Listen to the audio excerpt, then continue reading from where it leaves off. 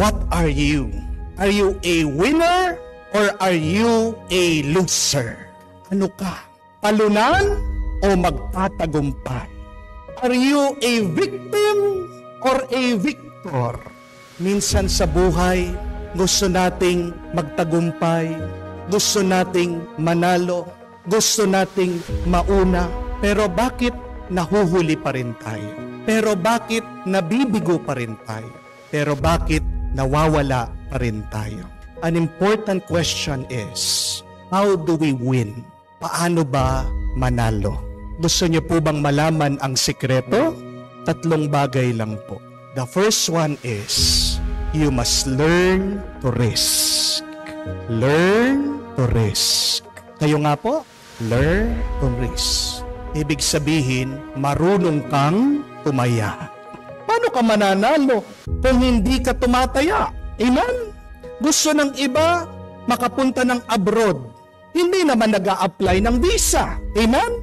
Gusto ng iba magkaroon ng trabaho. Buong araw nakahiga naman sa kwarto. Amen?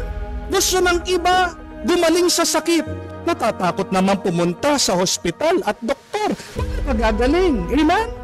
Hindi ka mananalo kung hindi ka tataya.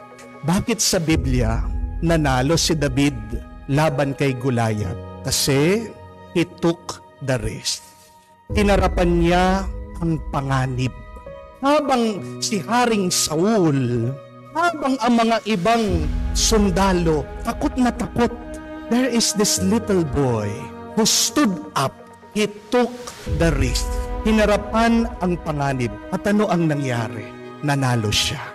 Kung hindi siya lumitaw, sumipot, nagpakita, matatalo sila. Di po ba?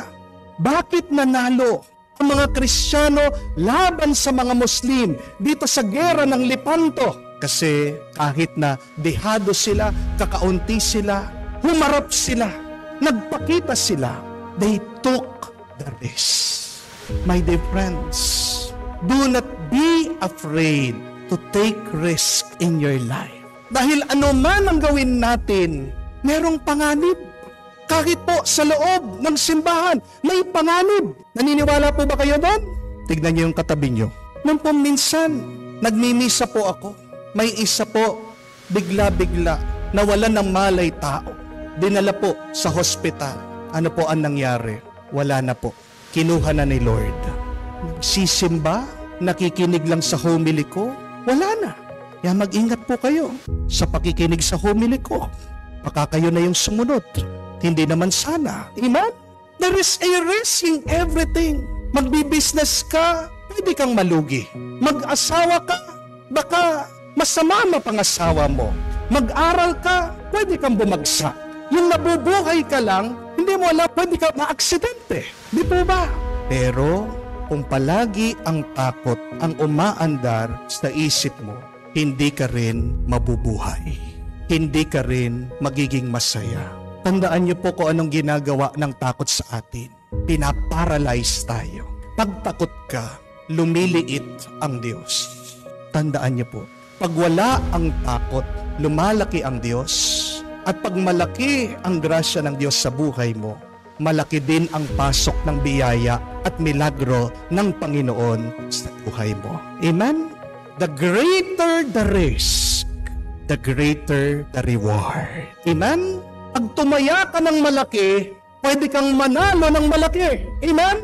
Ang tanong, ano ang tinataya mo? Kaya nga, isa sa mga pinakamagandang paraan ng pagtataya, hindi po loto, hindi po sweepstake, hindi po wedding, pananampalataya. Ulitin nyo nga po, pananampalataya. If you're going to risk, if you're going to bet, if you're going to gamble, the best way to do it is by having faith. Dahil pag meron kang pananampalataya, ibigay mo sa Diyos ang lahat, higit pa ang ipagkakaloob niya sa iyo. Amen? Learn to take the risk. Huwag matakot na tumaya. Harapin mo ang panganib. Dahil pagkatapos ng takot ay may gantimpala. Amen? Second, do not retreat. Huwag kang uurong. Alam niyo po, bakit napaka-successful ng mga Romano nung unang panahon? Nagparami ng kanilang teritoryo. May isa po silang strategy na ginagawa. Ano yun? Pag sila po ay nakalampas sa isang tulay, tinisira nila, sinusunog nila yung mga tulay na nadaanan nila. Para saan po yun? Para pag sila ay nakikipagbakbakan na, nakikilaban na, nakikigera na, hindi po nila maiisipan na sumuko at tumakas. Habang iniisip mo, may plan B. Hindi mo ibibigay ang lahat. Amen? Tandaan niyo po, isa lang ang buhay. You have to make this life count. Ang ating oras, sandali lang yan. Huwag mong sasayangin. Wala nang plan B. Wala ka nang aatrasan. Kaya nga, bakit merong hindi natatapos sa pag-aaral? Anong iniisip? Anong mentality? Okay lang. Meron pa naman ibang course. Di po ba? Bakit merong mga naghihiwalay? Anong nasa isip? Okay lang. Babalik ko na lang sa nanay niya, maghahanap na lang ako ng iba. Bakit merong mga iba nagfe-fail sa negosyo? Pag ayaw na, sasabihin, susubok na lang ako ng iba. Pag hindi buo ang loob mo, hindi ka mananalo. Kailangan mong ibigay todo-todo ang sarili mo para ikaw ay manalo. Amen?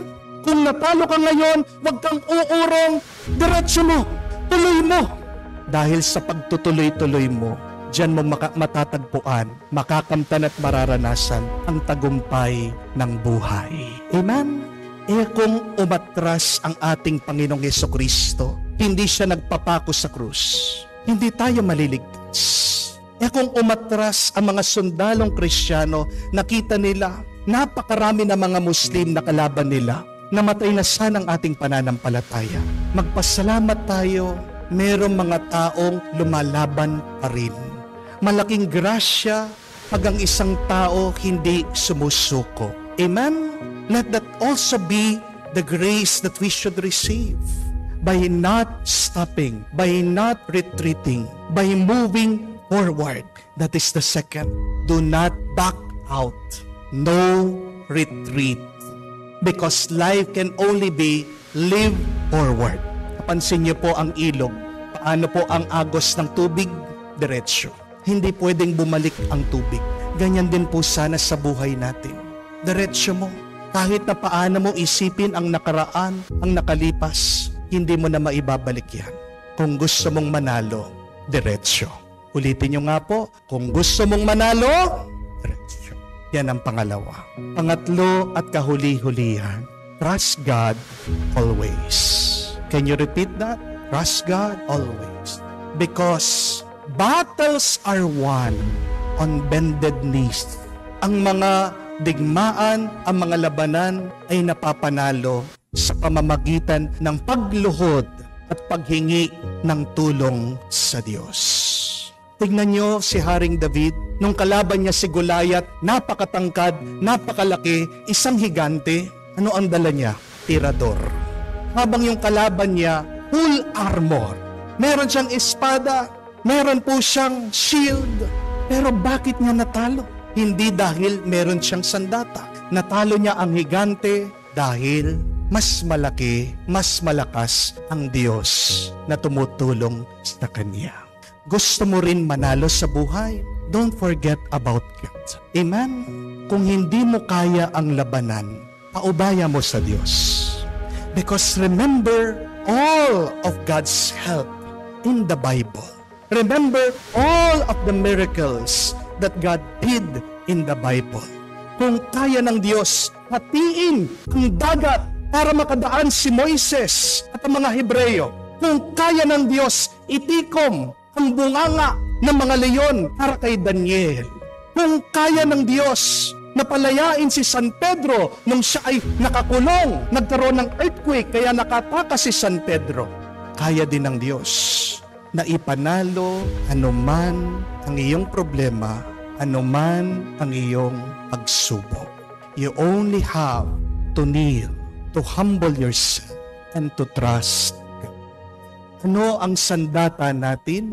Laban sa ating mga problema, pagsubok, prayer, dasal. The greater your trust in God, the greater you will win the battle in life. Nagdidepende lang yan kung gaano kalaki, gaano kalalim, gaano katibay ang iyong pananampalataya sa Diyos. Yan ang magiging dahilan ng iyong pagkapanalo. And when you learn to take the risk, when you do not retreat, keep moving forward. And when you trust God, a sign that you're victorious. Ano po? Ano ang tanda papakita mo sa Diyos na ikaw ay naniniwala, nagtitiwala sa Kanya? Yung inyong mga ngiti. Amen? Ang taong hindi nakangiti, taong nag-aalala. At ang taong nag-aalala, mahina ang pananampalataya sa Diyos. Nakangiti ba kayo? Kung hindi pa, ngiti naman dyan. Pakita mo sa Diyos, Lord, I trust you. You alone can help me win my battles. Sabihin mo na ngayon, panalo, victory! Salamat sa Diyos.